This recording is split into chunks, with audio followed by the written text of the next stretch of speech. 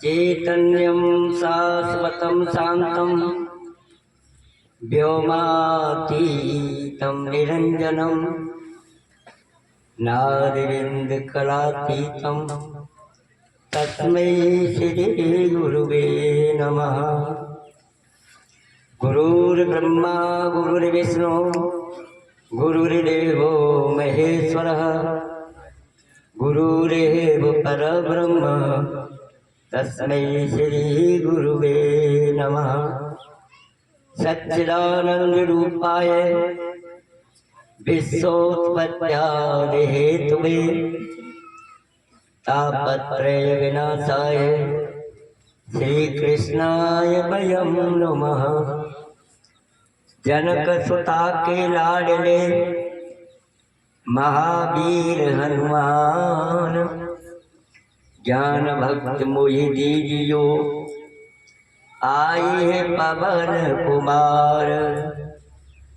लेत सदा सुध दीन की सहज दया के राम जननी जनक तुलसी रास जू की प्रभु जय सीताराम। अर्चनीय वंदनीय पूजनीय श्रोत्रिय ब्रह्मनिष्ठ मम सतगुरुदेव भगवान के पावन चरणों में नतमस्तक होते हुए अर्चनीय वंदनीय पूजनीय इस सत्संग की बहती हुई धारा जो आपके इस क्षेत्र में आज से नहीं काफी समय से इसका जो बीजारोपण जो कर रहे हैं इस क्षेत्र में हमारे आपके मध्य में इस कार्यक्रम के अध्यक्ष ब्रह्मचारी पूज्य स्वामी ओम चेतन जी महाराज जी के पावन चरणों में नतमस्तक होते हुए हमारे और आपके मध्य में हमारे बगल में परम पूज्य स्वामी शेषानंद जी महाराज जी के चरणों में नतमस्तक होते हुए और मंच पर उपस्थित सभी संत भगवानों को चरणों में नतमस्तक होते हुए दूर दराज से आए हुए भक्त भक्ति स्वरूपा माता हैं सभी को हृदय से नमन करते हुए सत्संग की बहती हुई पावन गंगा में हम आप आज द्वितीय दिवस है और खूब आप सुन रहे हैं और सब महापुरुषों ने जो भी अनुभव किया है आपको सुना रहे हैं। इसमें प्रवेश करने से पहले भगवत नाम कीर्तन उसके बाद में जैसी वो प्रभु की इच्छा होगी वो चर्चा आपके मध्य में रखेंगे। बोलो श्री राम जय राम जय जय राम। बोलो श्री राम जय राम जय जय राम। बोलो श्री राम जय राम जय जय राम। बोलो श्री राम जय राम जय जय राम। बोलो श्री राम जय राम जय जय राम। बोलो श्री राम जय राम जय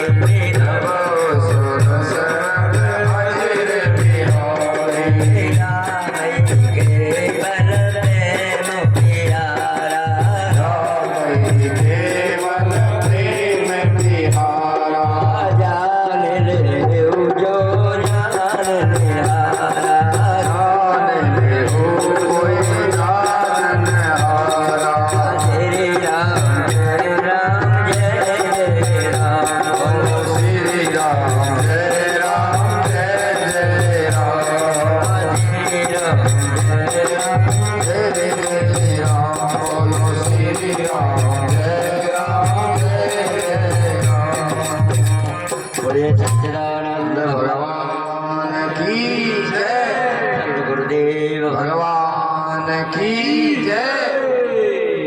आप और हम आज दूसरे दिन में बैठे हुए हैं और ये विचार कर रहे हैं आप अपने अपने अनुभव के अनुसार। सिद्धांत तो एक है, साधनों में थोड़ी भिन्नता हो सकती है, पर सिद्धांत जो है सबका एक ही है। एक क्या है कि द्वैत को खत्म करना है और अद्वैत में अपनी स्थिति बनानी है। बस यही सिद्धांत है। उसके लिए यही कहा जा रहा है, अनेक प्रकार से युक्तियों से बताया जा रहा है आपको। कहते हैं आपको पता होना चाहिए कि पहले कुआं में कोई बाल्टी गिर जाती है तो वह बाल्टी निकालने के का है एक आंकड़े वाला एक औजार होता है, उसको हमारे आगरा साइड में तो बिलैया बोले उससे, यहाँ पता नहीं बिलाई हो गए, उसको बांध के डाल देते तो उसमें कई आंकड़े होते हैं, तो उसमें डालते तो बाल्टी किसी न किसी आंकड़े में फंस जाती है, मतलब निकल जाती है। ऐसे ही महापुरुष आपको अनेकों युक्तियों के माध्यम से, दृष्टांतों के माध्यम से, अनेकन साधनों के माध्यम से आपको ये बता रहे हैं कि जिज्ञासु कहाँ बैठा हुआ है, किस जगह पर बैठा हुआ है, वहीं से आपको उठा रहे हैं। तो कल आपने सुना था कि यानी देह जो है, संसार जो है, वो क्या है? मिथ्या है।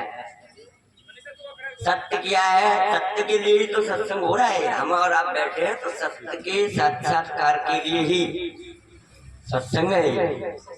तो अब वो सत्य को जानने के लिए कहते हैं देखो देखो उसको देखो जो सबको देख रहा है, और जानो जानो उसको जानो जो सबको जान रहा है।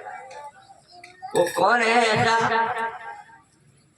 तो अब जैसे हम चलेंगे तो इसको प्राप्त करने के लिए पहले हमें कुछ बहिरंग साधन हो गए, कुछ अंतरंग साधन हो गए, कुछ परंपरागत साधन हो गए, कुछ साक्षात साधन हो गए। अब बहिरंग साधन अगर नहीं करेंगे हम, क्योंकि सब जो क्या है सौदा है अंतःकरण शुद्धि का, यानी मन शुद्धि का। तो मन जैसे हमारा शुद्ध होगा तो कायदे होगा। कल हमने बताया कि निष्काम कर्म योग, यानी सकामता को छोड़ेंगे हम, निष्कामता में प्रवेश होंगे। तो निष्कामता से हमने कर्म किया तो अंतःकरण हुआ शुद्ध। अब शुद्ध अंतःकरण की पहचान क्या है कि अंतःकरण वास्तविकता में शुद्ध। देखो एक साधन दूसरे साधन की अपेक्षा करता है। कर्म कहाँ तक है? मात्र अंतःकरण को शुद्ध करवाया और कर्म पीछे हटा। वो कहेगा कि भाई मैंने तो अपनो जो फल हो वो दे दो, अंतःकरण की शुद्धि। अब शुद्ध अंतःकरण की पहचान क्या है कि हमारे मन में वैराग्य, जहां हमें राग था उन वस्तुओं से वैराग हो जाए। वैराग कब आएगा? जब विवेक होगा।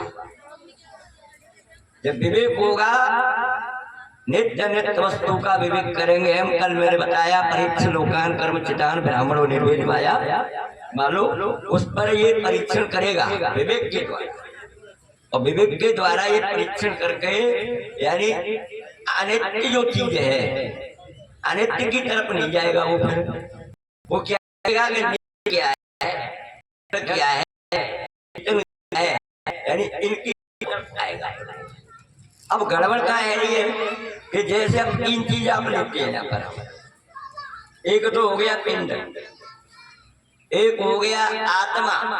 आप कहेंगे कि भगवान की कोई बात नहीं कह रहे महाराज जी, ये तो बड़ी विचित्र बात है। तो आप जब तक संस्कार नहीं बनेंगे तब तक कैसे समझेंगे? तो आप शरीर हो गया, आत्मा हो गया, एक हो गया चिदाभास। अब विचार करेंगे कि जैसे अनेकों ने जैसे घड़ा रखी है, घड़ा रखी है तो अनेकों घड़ाओं में पानी भर रहा है, उन घड़ाओं में सूर्य का प्रतिबिंब पड़ रहा है। तो अब सूर्य का जो प्रतिबिंब जो पड़ रहा है, तो आप घड़ा को उठा के चलो तो ऐसा प्रतीत होगा आपको कि सूर्य चल रहा है। आप जैसे मान लो घड़ा को तोड़ दो तो ऐसा महसूस होगा आपको कि घड़ा टूट गया। टूटा घड़ा है, क्रिया काय में ये घड़ा में प्रतीक कौन में रही है मन में, या तो आकाश फूट गो, जो पोल में जो आकाश है नहीं ऐसा लगेगा आकाश फूट गो, या सूर्य टूट गया। जब कि सूर्य नहीं टूटा है, क्रिया काय में ये घड़ा में। तो अब घड़ा से जो प्रतिबिंब है वो घड़ा को ही मैं मान बैठे,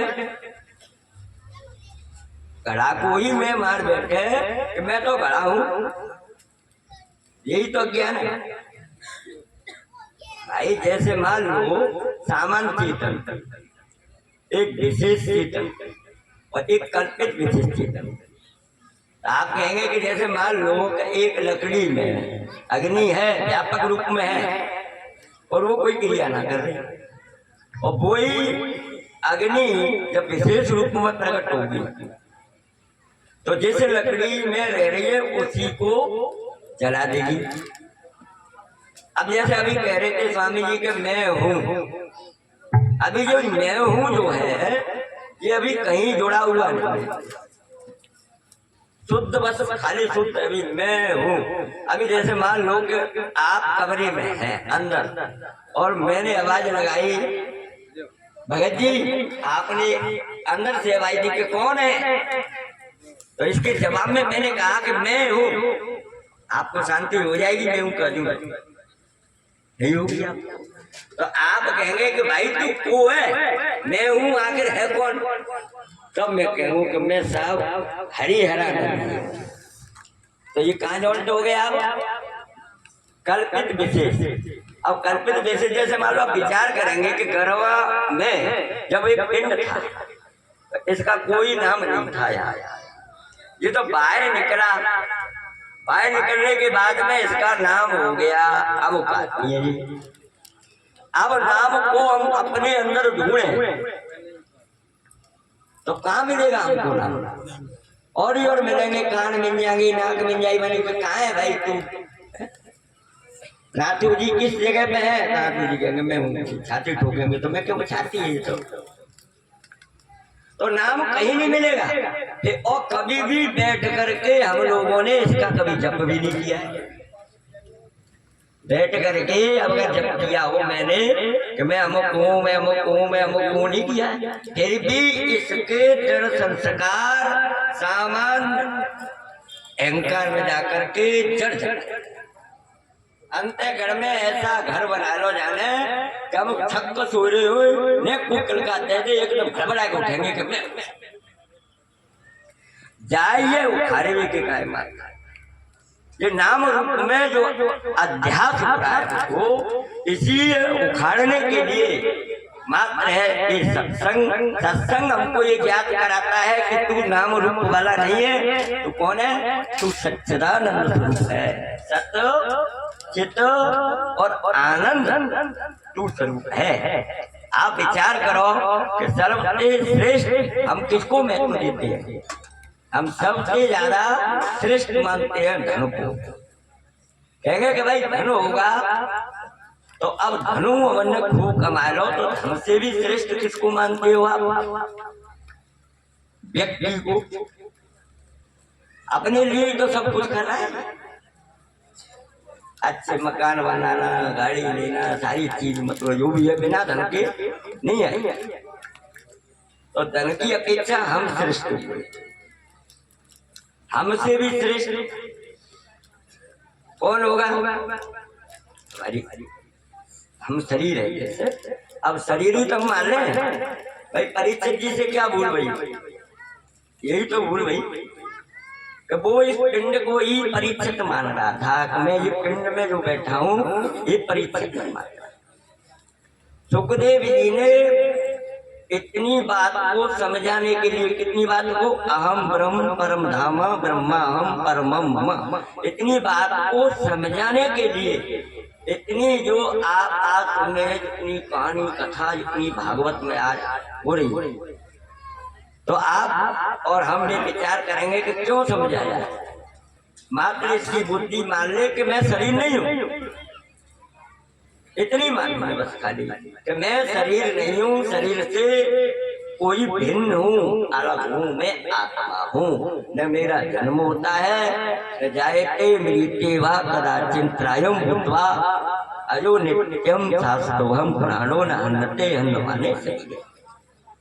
न मेरा जन्म होता है, ये ऐसा तत्व है कि अग्नि इसको जला नहीं सकती है।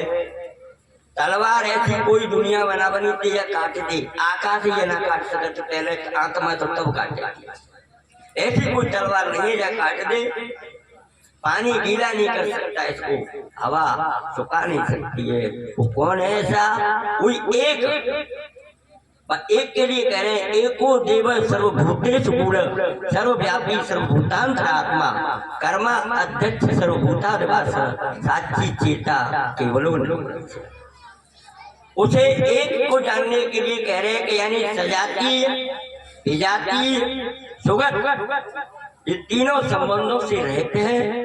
देश परछेद, काल परछेद, वस्तु परछेद, इन तीनों परछेदों से रहते हैं। वो कौन है? अरे अपना अभाव आज तक किसी ने देखा है? कोई यूं हाथ उठा दे कि मैं नहीं हूं। कभी भी अपना अभाव नहीं सिद्ध कर सकते। हम सदा हैं और सदा रहेंगे। हम मिटने वालों में से नहीं है। मिटने वाला तो ये शरीर है। शरीर की मात्र ये 3 गति है।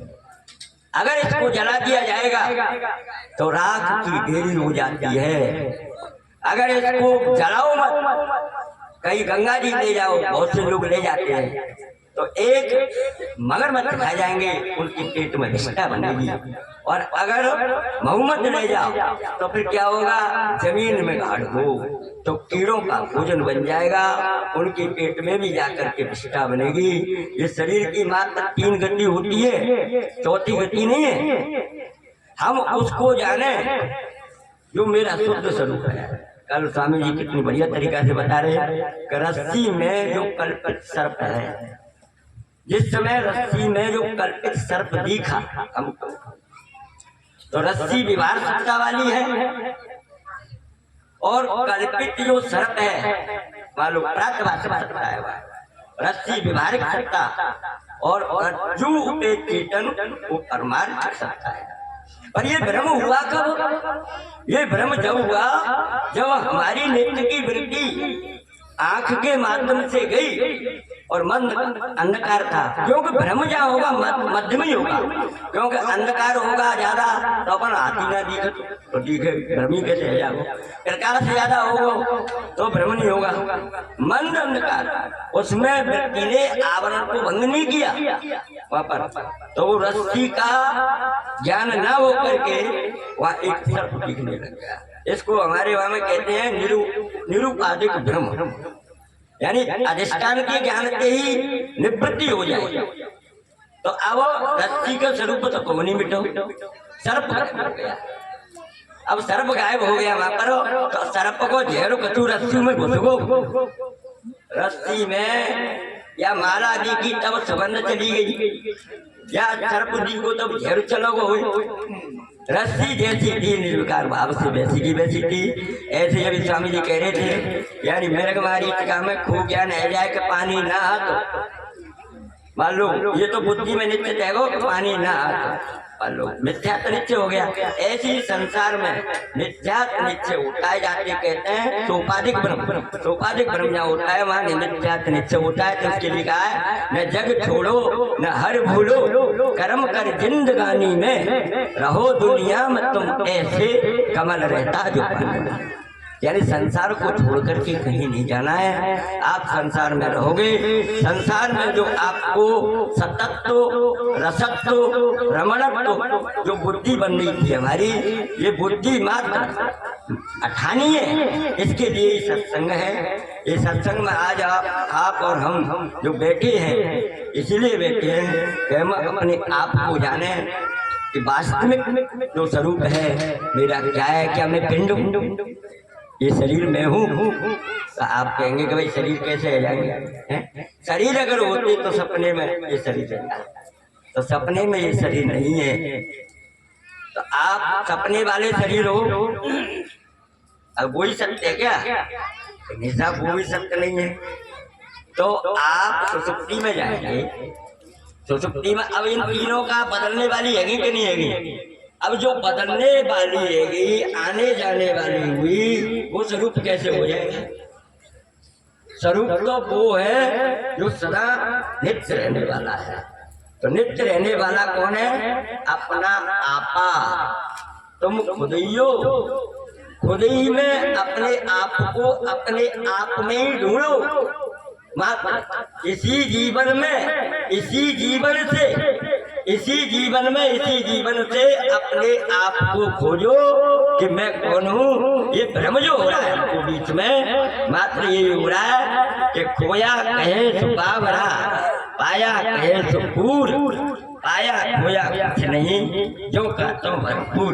उदयसी बात कह रही है कि बुद्धि में असत्व पादक आवरण, अवाना पादक आवरण, ये आवरण जब तक बैठे हैं तब तक बात नहीं बनेगी। तो एक असत्व पादक आवरण हटाने के लिए परोक्ष ज्ञान की जरूरत है।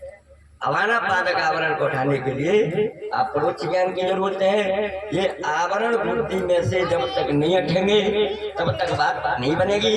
तो अंतःकरण शुद्ध होगा, काय के सकाम कर्म। अंतःकरण शुद्ध है कि वो क्या करेगा? फिर एक मुमुक्षुता अंदर उत्पन्न होगी, यथा तो ब्रह्म जिज्ञासा, यानी जानने की इच्छा। अब जानने की जब इच्छा होगी तब श्रोत्रिय और ब्रह्मनिष्ठ गुरु जी की शरण में जाकर के बैठ करके वहां जाकर के प्रश्न करेंगे कि महाराज मेरे अंदर ऐसी संशय है, इसका समाधान कैसे हो? तो संशय का समाधान कर दे वही तो गुरु है। गुरु माने भू माने अंधकार और रू माने प्रकाश। जो अपने शिष्य को जो अज्ञान के अंधकार में जो पड़ा हुआ है उसको यानी ज्ञान दे करके स्वरूप को जता दे, वही तो गुरु है। अपने स्वरूप को जता दे, वही। तो ये बात कब बनेगी? एक दूसरे के साधन है, पहले बैठेंगे साधन, तो माँ छूट गए, ऐसे ही सब साधन होते जाएंगे। जाई के लिए शरीर मिलो है जी, और जाई के लिए सत्संग है। इतना ही कह करके मैं अपनी वाणी को यहाँ विराम देता हूँ। बोलो सच्चिदानंद भगवान की जय।